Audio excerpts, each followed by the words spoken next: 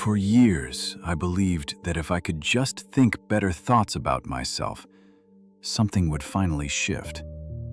I read the books, I said the affirmations, I journaled the gratitude lists.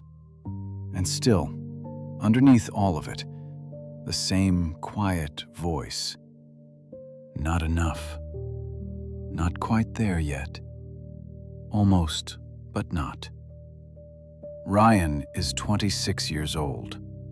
It's a Sunday night in Boston, just after 11, and he's sitting at his desk with a yellow legal pad and a self-help book open face down beside it.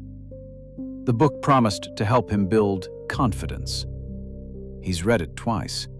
He has highlighted sentences about self-worth and written them on sticky notes that are slowly losing their stick on the wall above his monitor. He picks up the legal pad and reads what he wrote earlier, a list of things he's accomplished in the past month. Finished his thesis chapter, made a good impression at lab meeting, called his mom back. He reads it slowly, like he's trying to make it add up to something. Then he puts it down. It didn't work. It never quite works. If you've ever kept a list like that, or said something kind about yourself in the mirror on someone's advice, and still walked away feeling exactly the same, then you already know what Ryan knows. You can't seem to get the math to work out. And here's the question nobody answers cleanly. What if the math was never the problem? Most people who struggle with feeling not enough have been given the same prescription. Build your self-esteem. Think better thoughts about yourself. Track your wins. Find your worth. The idea is that if you pile enough good evidence on one side of the scale, the low feeling on the other side will finally lift. It sounds right. It doesn't work. What mainstream self-help almost never tells you, and what most Stoic content on YouTube is still quietly repeating, is that the self-esteem model has been scientifically challenged for over 20 years. What Stoicism figured out 2,000 years ago, and what modern psychology is only now catching up to, is that self-esteem isn't a foundation. It's a weather vane. It moves with the wind. By the end of this video, you'll understand what the Stoics actually built instead, and why it couldn't be taken away by failure, rejection, or a bad week. And you'll have one specific thing you can try today. Marcus Aurelius ruled the Roman Empire for nearly 20 years. He led armies, settled disputes between nations, and made decisions that affected millions of lives. He was also, by his own admission in the Meditations, frequently concerned with what other people thought of him. Not the paranoid concern of someone insecure, but the quiet, nagging pull that most of us know. The hope that you did well enough to be seen that way. The discomfort when you couldn't tell. But Marcus kept returning to one idea that cut through all of it. He wrote something close to this: the quality of your life is determined by the quality of your judgments, not by the opinions of others, and not by outcomes you can't control. What you are is what you choose. Virtue, the way you actually live, the choices you make in the moments that matter, is the only foundation that doesn't move. He wasn't building self-esteem. He was building something different. He was building what I call the stable ground. The stable ground is not the absence of self-doubt. It's not a permanent feeling of confidence. It's a place inside you that doesn't depend on the scoreboard. It doesn't need the legal pad of accomplishments to feel real. It exists in the quality of your choices, and only there. Modern psychology arrived at something remarkably similar from a completely different direction. Acceptance and commitment therapy, ACT, discovered that the problem with low self-esteem isn't the content of the negative thoughts.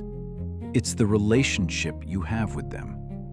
The moment you believe that the voice saying, "not enough," is telling you the truth about yourself, you're stuck. Not because the voice is right, but because you've fused with it. Cognitive diffusion, one of ACT's core processes, is the practice of stepping back from that thought, not fighting it, not replacing it with a better thought, not arguing with it, just recognizing it for what it is, a habit your mind has developed. Here's the point where Stoicism and ACT are saying the same thing from two different languages. Marcus Aurelius didn't tell himself better things about Marcus Aurelius. He stopped evaluating Marcus Aurelius altogether and started asking, what is the right action here? ACT doesn't ask you to feel better about yourself.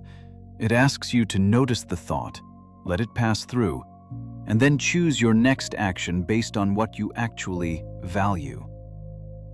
Both are pointing at the stable ground, not the place where you feel good about yourself, the place where you act in accordance with who you want to be, regardless of what the feeling says.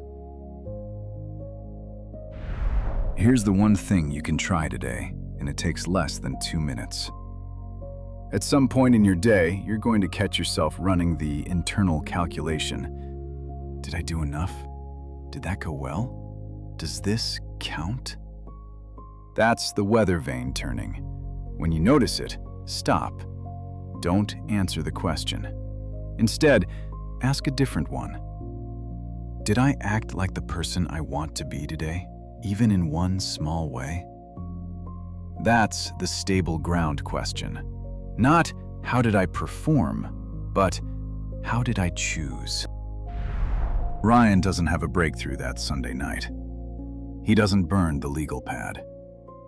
But at some point, close to midnight, he closes the self-help book, the one with all the highlighted sentences, and puts it in the drawer. Not because it was wrong about everything, but because he's starting to wonder if he's been asking the wrong question entirely. He's been asking, how do I feel better about myself? Maybe the question is, who do I actually want to be when no one is keeping score? Seneca, writing to his friend Lucilius near the end of his life, reflected that he had spent decades learning to be his own friend. Not to evaluate himself more generously, not to build a better argument for his own worth, but to simply meet himself, the way a good friend meets you, without the scorecard in hand. He wrote it as an old man still learning. That's not a failure. That's what the stable ground actually looks like. Not a rival. Just a place you keep returning to. I want to ask you something, and I mean it as a genuine question, not a prompt. Where in your life are you still treating your worth like a weather vane? Leave it in the comments. Not to perform reflection, but because I think a lot of people watching this are in exactly the same place as Ryan, doing the same calculation, and it helps to name it out loud. And tonight, just tonight, try the stable ground question. Not, did I do enough? But, did I act like the person I want to be even once today? Then come back and tell me what you found. This is the first video in a series called The Quiet Foundation. If that kind of thinking is useful to you, there's more of it here.